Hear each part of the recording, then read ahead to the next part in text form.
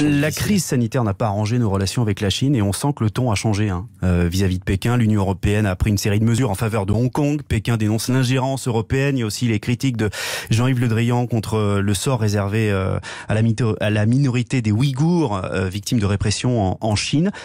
C'est le bon ton qu'utilise la France, qu'utilise l'Europe aujourd'hui, ou on en fait trop ?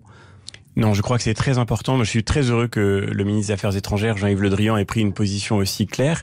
Pour ma part, pour notre part, au Parlement européen, cela fait de longs mois que nous alertons, notamment sur la situation de la minorité ouïghour. Nous avons eu l'occasion d'élire comme prix Sakharov, c'est-à-dire un prix accordé à l'indépendance d'un combattant de la liberté. Nous avons accordé ce prix à Ilham Tohti, qui se bat pour les droits de la minorité ouïghour, qui est actuellement emprisonné par la Chine.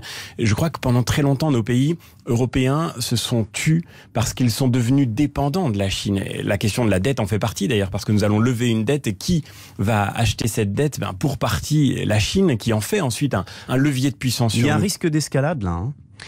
Je crois qu'il est très important de garder notre sang-froid. Il ne s'agit pas bien sûr d'entrer en conflit avec la Chine, ça n'aurait aucun sens, mais je crois qu'il est temps de sortir du silence et d'imposer que les questions des droits fondamentaux, aujourd'hui violés par la Chine, face à la minorité ouïghour, face aux chrétiens persécutés en Chine, face à Hong Kong, et on sait que l'actualité de ce sujet est brûlante, que enfin l'Occident puisse parler d'une voix forte sur ces sujets majeurs, pour que, dans la mesure du possible, nous puissions faire reculer la Chine et dans l'immédiat exiger en effet une enquête internationale sur ce qui se produit dans le Xinjiang. Cela semble évidemment une urgence.